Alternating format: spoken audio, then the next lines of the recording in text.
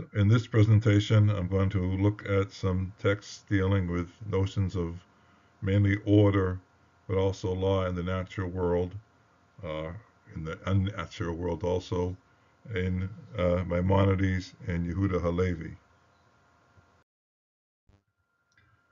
I will be basing this talk on the two major prose works on Jewish thought, or Jewish philosophy if you wish, by each of these writers. For Maimonides, the Rambam, it's Dalalat al-Cha'irin, better known in Hebrew as Moreh Nevuchim, and in Arab and in English as Guide of the Perplexed. And for Levi, it's his Kuzari, which actually has a long name in Arabic, which he gave it, Kitab al-Rad wal-Dalil Din al-Dalil, Defense and Proof for the Despised Religion. I will also be paying particular attention to the usage of each of them with forms of the Arabic word nazama, which means to be in order, to place in order, a term which has not received as much attention as I think it should, despite the current fashion or interest in studying so-called technical terms in medieval philosophy, and looking at the different forms of this word, nidam, meaning order, arrangement, and thus having actually the same meaning as the Greek cosmos. Intidam, which I will suggest towards the end of the talk, has perhaps a different meaning as a more perfect arrangement in the writing of Hallevi, and the word nathim, or sometimes nadam, the one who puts things in order, the one who organizes, as one of the names of the deity, something which indicates how important this term is in their thought. I begin now with Maimonides and Dalalat al-Cha'irin as Guide of the Perplexed. You have an illustration of one of the many manuscripts of this book. Now, my main thesis, and I got at it myself, but it's other people have arrived at it and maybe formulated it better than I, is that Maimonides is sort of doing a tightrope walk between his using the order that is manifest, that the human intellect can detect in the cosmos, as perhaps the strongest proof for the existence of God, and at the same time, the order that one cannot detect, or what doesn't fit into the order that we can put onto the universe, evidence for the fact that the universe is the willful creation of a deity and not some self-functioning, self-regulating, perpetual motion machine or animal, which has always and will always continue to operate according to the same rules, with no latitude for divine intervention or miracles. So here, just to show in one of his chapters in the second part of the guide, where he's sort of setting down what the sort of the background, as we would call it, before moving towards his discussion of creation, he sets forth the opinions of those who think that the existence of the deity has been proven, even though many of them think that the deity has not created the world, and he contrasts them with those who don't think that the existence of the deity has been proven, and these are the people, the Epicureans, the Epicorsim, who deny that there is someone who governs, a mudaber, and someone who orders, anathem. So we see that these two notions of tadbir, governance, the regulation of the universe, and nizam, the order of the universe, are critical for notions of the existence of God. Note that tadbir, governance, is basically a political concept and implies lawful governments. So we have here something that touches upon what will become later notions of natural law, though Maimonides himself does not speak of it.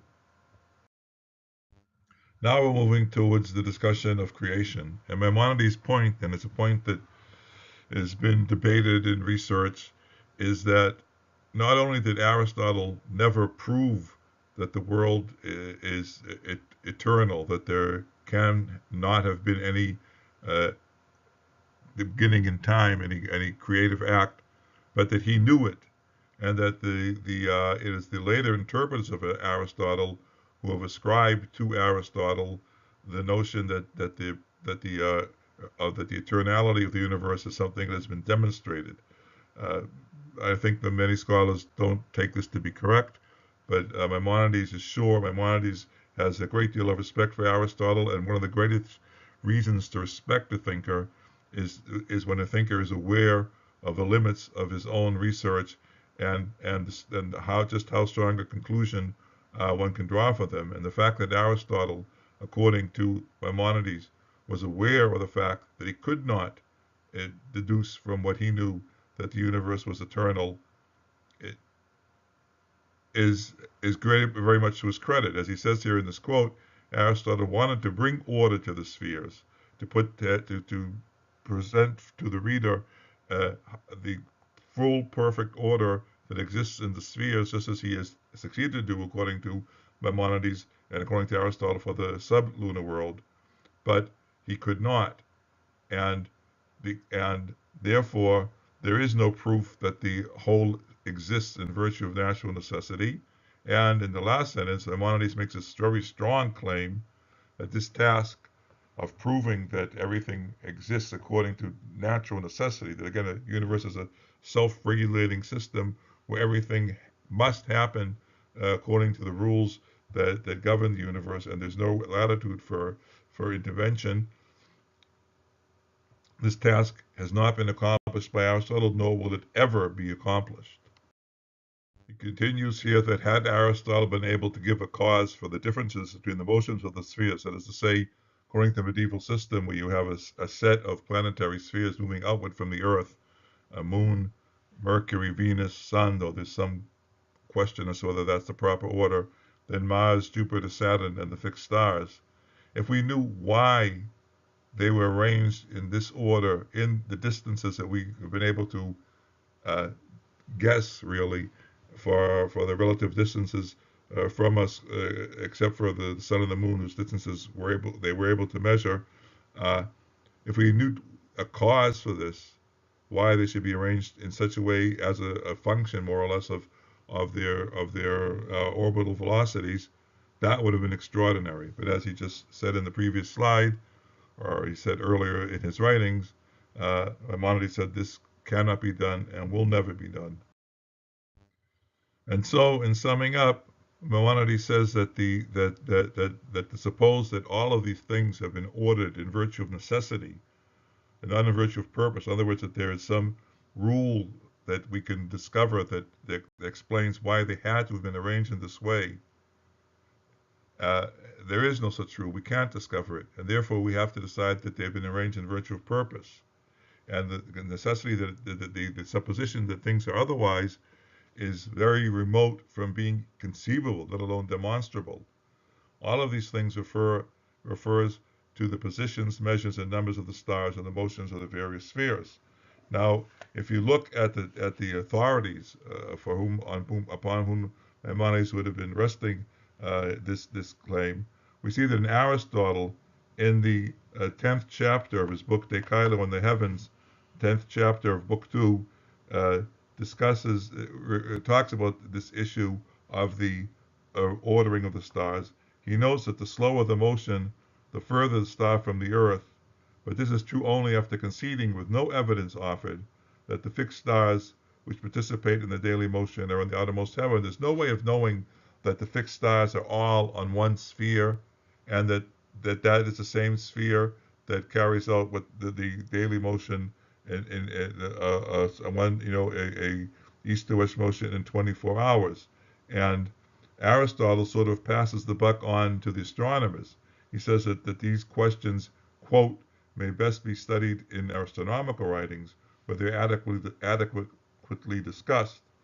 But not to mention the astronomers in Aristotle's day, but even Ptolemy, who lived about 400 years later, Ptolemy was able to compute on the basis of eclipses and lunar parallax absolute distances for the sun and moon. But the other planets sort of fell into place by some sort of accident, and in fact, the positioning of Venus and Mercury and whether they are closer to us than the sun or further than to us than the sun remained controversial even in Maimonides' own days. And so Ptolemy also concedes, quote, that there is no other way to make progress in the knowledge of this matter. He can't go any further. And so, quote, the order assumed by the older astronomers appears more plausible. In other words, Ptolemy also uh, can't improve upon what the earlier astronomers had done, which is simply at best plausible, no more. So Maimonides, I think, is standing on firm ground, at least with regard to this point. Now, as I said at the beginning, though I've arrived at everything I've said so far through my own work directly on the Dalalat al-Khairin, I was very pleased actually to see that Herbert Davidson, certainly the premier, the dean of Maimonidean scholars in our own day, has uh, arrived at basically the same conclusion. And I quote here from his formulation, which is, as always, telling and cutting. Having established a purposeful particularizing agent for the universe, Maimonides adds the familiar proposition that whereas necessity and eternity are mutually implicative, the exercise of purpose by a voluntary agent is the contrary of necessity and implies creation. He thus completes a peculiar form of teleological argument. Instead of evincing phenomena that are so well designed and ordered that no human observer can deny a plan behind them, Maimonides' argument evinces phenomena that no human observer can organize into an orderly pattern. The reasoning is cogent only because it rests on an earlier demonstration of the existence of God. And here I've made a sort of little chart to put these things in order. We have on the one hand the manifest order, the order in the universe that the human mind can cognize, that they can get at the facts and at the things lying behind the facts, the causes, and put them into an order. And opposed to that, there's the inscrutable order of the, particularly of the planets in the heavens, and the manifest order would argue for necessity. It would make us think if things are so orderly and all fit into this well-regulated system, there would be no we would need the deity only to be sort of the ultimate cause, but we have no latitude, no opportunity to interfere in the system. Whereas with the inscrutable order, this leaves room for a purposeful creator who can interfere and intervene, and therefore there can be a creation in time and miracles. I just want to score one point a little more forcefully, that the fact that we cannot, the human minds, we humans cannot uncover, cannot formulate a, a rule, a causal explanation for the ordering of the planets and the other things that don't fit into an orderly pattern in the heavens, does not mean that they are disorderly or chaotic or random. Quite the contrary. Everything in the universe follows a law or order because God created them, and God doesn't work everything as he says here. The universe is consequent upon its perpetual and immutable wisdom. But we are completely ignorant of the rule of that wisdom and of the decision made by it. So the universe, actually, all of the universe follows an orderly, has a rational order behind it, but we humans can arrive at only part of it. And so, just to sum up, the key argument for creation are streaks of an inscrutable order or an apparent disorder within the ordered universe. But apparent disorder, of course, meaning that we cannot put them into any order, but they certainly follow, are consequent upon divine wisdom, no less than anything else. And then Maimonides has a series of supporting arguments, which are mostly tactical moves to weaken whatever belief his reader may have had in the quote Aristotelian argument for the eternity of the universe, such as the distribution of the stars' heavenly vault. There doesn't seem to be any reason why parts of the heaven and the sky when we go out at night are full of stars, other parts seem to be without stars. And then the conundrum of epicycles and eccentres to which he devotes chapter 24 of book 2. So much for Maimonides. Now we move on to Hallevi's Kuzari, and here on the screen is a picture of a printing in from Buenos Aires more than half a century ago. Now, a key term in our concept in Hallevi's philosophy is this thing he calls al-amr al-ilahi. Amr meaning in Arabic both thing and command, the divine command, the divine thing, uh, which plays a role in our discussion as well of law and order. But it's much more of there's a much wider usage of this term, and it's the first term actually to draw serious scholarly attention when Ignaz Goldziher published an article in Revue d'études juives in the beginning of the beginning of the 20th century, and I refer you here to my post on my Kuzari blog for anyone who's interested to learn more about this. Now, after having alerted you to an important technical term, we should now see that actually for Hallevi, terminology is not important. Hallevi is interested in ideas. He has a certain points he wants to get across, and he's not fussy about the words that one uses to denote these ideas. It's the content that it's really important to him. Here, the Kuzari, as you must know, is a dialogue between, mostly for the most part, a dialogue between a pagan monotheist who happens to be the king of the Khazar nation, a Turkish nation living then in the shores of the Baltic Sea, who was cross-examining a Jewish scholar to see whether Judaism can offer him the rituals and way of life that find favor in the eyes of God, but also that the truth of these of the Jewish rituals and law is proven beyond doubt by manifest miracles. And here, Kuzari is trying to say basically that the manifest miracle at Sinai, which is one of the great proofs because hundreds of thousands of people were there and saw the event and heard the divine voice, so to speak, reciting the Ten Commandments, and saw the tablets in which God Himself had engraved the Ten Commandments.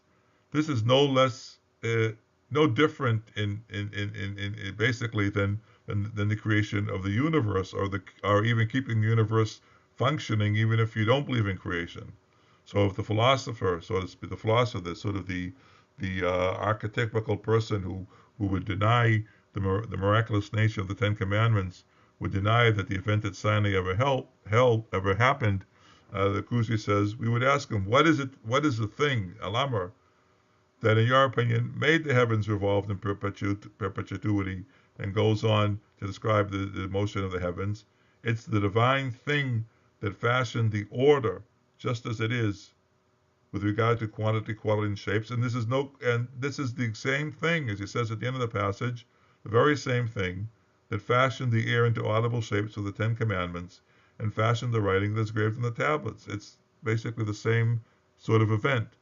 And call it will, irada, very common philosophical term. Command, amar, is term that's used in the Kuzari and has an important place in Shia writing, or whatever you wish. Call it whatever you want. Just realize what it is and don't deny that it exists. Now, the same idea comes up later on in the Kuzari, and here he uses some other words which are useful in contrasting the Amar Ilahi, the divine command, with Amar to be sort of the natural command, or the divine order, or the natural order. And he even uses words that adumbrate our notion, at least the words do, of natural law, and with which he contrasts. It's the same. Basically, it's exactly the same contrast with the will, the rule of the divine will. So what we have here are two modes of operation for the universe. The universe can operate as a result of divine direct command. In other words, or natural command, or put it differently, God has entrusted or commissioned nature, how we want to stand it, to regulate and govern the usual course of events in the universe, but occasionally, for those who are worthy, and particularly for the Jewish people when they are worthy and deserving, to take direct command. Uh, and the difference is that the natural order pays no attention, is concerned mainly with the uh, uh, maintaining the universe of the species. In other words, there should always be humans, dogs, animals, trees.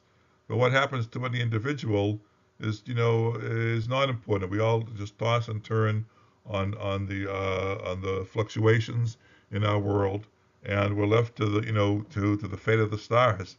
Whereas when things are under divine command, then what happens to us is basically or a direct result of our moral and ritual behavior.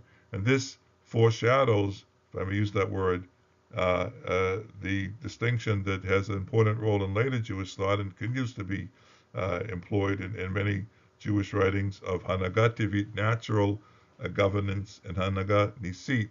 Hallevi did not invent it. His Mechutan, the man whose daughter, Hallevi's son married his Mechutan Abram ibn Ezra. Hallevi's son, no, Ibn Ezra's son married Hallevi's daughter. His Mechutan Ibn Ezra had basically the same idea in his books on astrology. Now, I should also point out that as in Maimonides, there's nothing whimsical, chaotic, or random. This divine thing, the direct divine governance, follows rules. Here it's stated in the Kuzari Part 2, Chapter 26. The divine thing is magnanimous. It wants the good for everything. Whenever a thing becomes well ordered in Tazama and ready to receive its governance, it will not be denied. It will not refrain from infusing upon it light, wisdom, and inspiration. But when its order is deranged, it will not receive that light. This is its destruction. The divine thing is above, it is too holy to be attained by anything marred by deficiency of defects. He's basically stating here the rule universally accepted by medieval philosophers that all change is due to the recipient. We, humans, and the whole natural world have got to be configured correctly in order to receive the divine bounty, the divine blessing that suffuses the universe. But if we are configured correctly, we are well ordered physically for bodily health, well ordered morally and mentally for success in those areas, then it's almost automatic. The divine, it will not be denied, as Hallevi says. And here we have again basically the same thing. It's his commentary to Sefer Yetzirah, a very early medieval Hebrew treatise, which Hallevi saw as containing the correct scientific, the correct science, which had once been the property of the Jewish people, but had been lost or damaged in the course of exile. And here, it basically gives again in different form the law that we saw on the previous slide, that the variety of existence is due to the material substrates, but there's no difference between the giver of forms, the bestower of configurations, and so on, which is more or less the Amr Lilahi, as to the bounty, the blessing is given everywhere. And here once again, the deity is called the one who arranges, the one who puts things in orders. Hallevi chooses the form Nadam. I don't think there's any major difference between that and Maimonides' Nadim. Now you may say, if you remember what we said about Maimonides, and that the sort of the perfect order covering everything being an argument against creation, how Hallevi would handle this. And the answer is that he doesn't seem to be terribly bothered by the issue of creation. Hallevi is always considered is universally treated as a philosopher in texts and courses in Jewish philosophy, despite many people being aware that he has actually a lot of criticism of philosophy or rejection of philosophy. But he simply has his own agenda, which has to do with centrality of the Jewish people and the land of Israel and the rituals described in the Torah. But he knows that to his reader will not be will not to make a credible case to his reader that this is a dialogue that took place, it could have taken place between a pagan king and a Jewish scholar. The issue of creation had to have come up because that was one of the hottest issues of the day. So he has a few paragraphs on it, but nothing deep, and it doesn't really. You can see what he says here. I've summarized his views in my own words. One ought to believe that the world was created at a certain point of time ex nihilo, and he gives some arguments for that. But if these are not convincing, it's also acceptable to hold the view of endless cycles of creation and destruction, so long as one accepts that the present cycle began with Anno Mundi zero, according to the Jewish reckoning. So by giving a few brief, thin arguments in favor of creation and saying, well, if you can't accept that, then don't. The world, there have been endless cycles of creation and destruction. It's it's sort of a steady state. I don't know what you call it, the theory of the universe. That's fine. The critical point is the correctness of the Jewish chronology. Now, one last point which I make here with a good deal of trepidation. It's just a suggestion, a meek, mild suggestion. In one of his discourses on the land of Israel, which, as we said, its centrality, its wonderful properties are a major part of the Kuzari's manifest. After hearing about the land of Israel from the Jewish stage, the Chazar king proclaims with such an intizam, such an well-ordered situation in the land of Israel, the glory of God must be manifest. And my mild and meek suggestion is that intizam is here used as it is used in literary theory, something which Hallevi would have been very well aware of, meaning, as Professor Blau has written in his dictionary, the final arrangement of the verse, the virtual meaning of the sentence. So I leave you with just a suggestion that perhaps Hallevi, premier Hebrew poet, littérateur extraordinaire, used intizam to indicate a higher level of order, something approximating the maximum, and something which certainly would be appropriate for the land of Israel in his worldview. So, thanks for listening. Hit the like button, subscribe to my YouTube channel or my blog if you're so inclined to do. Thanks again.